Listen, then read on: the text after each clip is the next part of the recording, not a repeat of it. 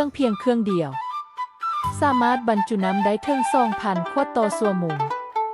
แต่สิ่งที่น่าสนใจกว่าความไวคือเครื่องนี้สามารถช่วยเปลี่ยนขั้นตอนการบรรจุน้ำของโรงงานได้แนวใดมาเบิ่งไปพร้อมกันที่ท่านกำลังเห็นอยู่นี้แม่นเครื่องบรรจุน้ำใส่ขวดหุ่น 2,000 จากเยเมียง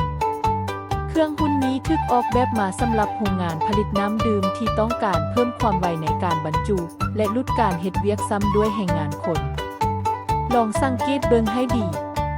เมื่อขวดเป่าเข้ามาตามสายผ่านขวดจะถูกลำเลียงเข้าไปหาตำแหน่งบรรจุอย่างต่อเนื่องขวดบรรจุจะเฮ็ดเวียกตามจังหวะของเครื่องเพื่อส่งน้ำเข้าสู่ขวดแต่ละใบหลังจากบรรจุสำเร็จขวดจะเคลื่อนออกไปตามสายผ่านเพื่อเข้าสู่ขั้นตอนต่อไปของการผลิตสิ่งที่เห็นอาจจะเบิ่งคือขั้นตอนง่ายแต่สำหรับโรงงานน้ำดื่มขั้นตอนการบรรจุแม่นหนึ่งในขั้นตอนที่สำคัญหลายถ้าการบรรจุช้าก็อาจเฮ็ดให้ขั้นตอนอื่นต้องรอท่าถ้าการลำเลียงบ่ต่อเนื่องการผลิตทางสายก็อาจบ่สะดวกดังนั้นจุดเด่นของ 2,000 บ่ได้มีเพียงตัวเลข 2,000 ขวดต่อชั่วโมงแต่ยังอยู่ที่การช่วยให้ขั้นตอนการบรรจุมีความต่อเนื่องเป็นระเบียบและรองรับการผลิตในปริมาณหลายได้ดีขึ้นท่านอาจกำลังสงสัยว่า 2,000 ขวดต่อชั่วโมงนั้นไวปานใด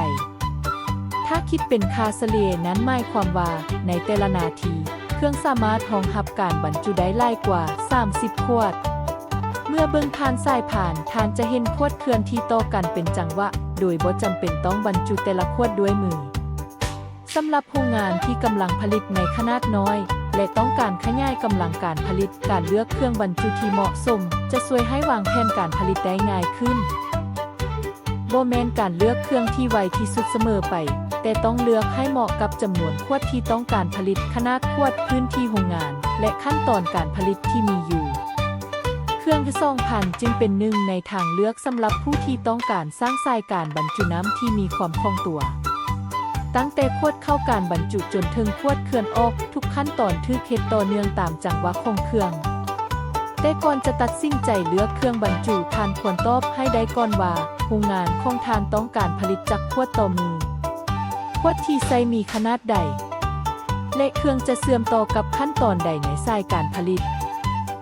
เพราะการเลือกถูกตั้งแต่ต้นจะช่วยลดปัญหาในเวลานำไปใช้งานจริงนี่คือเครื่องบรรจุน้ำใส่ขวด 2,000 ของเยเวียบด้วยกำลังการบรรจุสูงสุด 2,000 ขวดต่อชั่วโมงถ้าท่านกำลังวางแผนเปิดโรงงานน้ำดื่มหรือต้องการปรับปรุงสายการบรรจุที่มีอยู่การปรึกษาก่อนเลือกเครื่องจะช่วยให้ท่านได้รับแผนการที่เหมาะกับงบประมาณและกำลังการผลิตที่ต้องการติดต่อเยเวียบเพื่อรับคำปรึกษาและเลือกระบบบรรจุที่เหมาะสมกับโรงงานของท่าน